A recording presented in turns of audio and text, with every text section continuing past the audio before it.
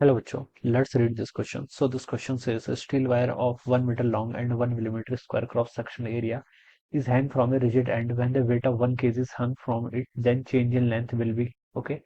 Y की value आपको यहाँ पर क्वेश्चन में गिवन कर रखी है. चलिए इस क्वेश्चन को स्टार्ट करते हैं. So we can write down the key concept of this question. इस क्वेश्चन का की कॉन्सेप्ट आप क्या लिखना है? चेंज इन लेंथ बताना है ना. तो बच्चों देखिए इस क्वेश्चन का की कॉन्सेप्ट और यंग्स मॉडुलस लिख लीजिए. क्या लिख लीजिए? Young's modulus will be the key concept of this question. बच्चों देखिए यंग्स मॉडुलस को हम कैसे डिफाइन करते हैं? This is the ratio of the stress to the strain. ठीक है. और स्ट्रेस क्या होता है आपका? Force per unit area. ठीक है. डिवाइडेड बाय स्ट्रेन कितना होता है आपका? डेल्टा एल बाई एल के इक्वल. ठीक है.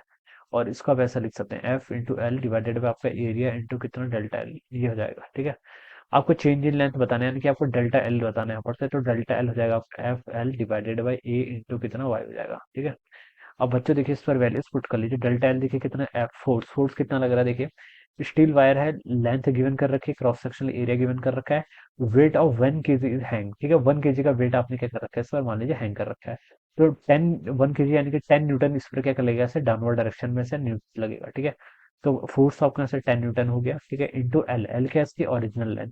वो 1 मीटर के इक्वल गिवन कर रखी है, तो 1 पुट कर दिया. Divided by area of cross section. देखिए एरिया गिवन कर रखा है 1 मिलीमीटर स्क्वायर. ठीक है. कितना है? 1 मिलीमीटर स्क्वायर ये आपका एरिया में है. इसको आप मीटर में कन्वर्ट करेंगे. ठीक है. 1 मिलीमीटर में 10 टू द पावर -3 मीटर होते हैं. ठीक है. तो उसका स्क्वायर है तो 10 टू द पावर -6 क्या? मीटर का स्क्वायर लिख सकते हैं इस चीज को.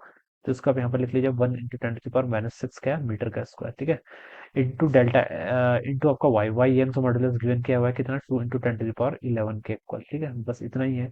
ऊपर आपका 10 हो जाएगा डिवाइडेड बाई 2. ठीक है. 10 टू द पावर -6 और 11 जोड़ के कितना आएगा? +5. और ये ऊपर जाएगा तो आपको -5 में बदल जाएगा. ठीक है. तो इतना हो जाएगा. और 10/2 कितना था? 5. तो 5 इंटू 10 टू द पावर -5. ठीक है. लेंथ है तो यूनिट मीटर में आएगी. ठीक है. इसको आप देखिए क्या लिख सकते हैं? 0.05 इंटू 10 टू द पावर -3 लिख सकते हैं. और -3 किसके इक्वल होता है? 1 मिलीमीटर के इक्वल. तो ये इसका राइट आंसर होना चाहिए जो कि सी ऑप्शन में गिवन है. So I hope you are understood this concept.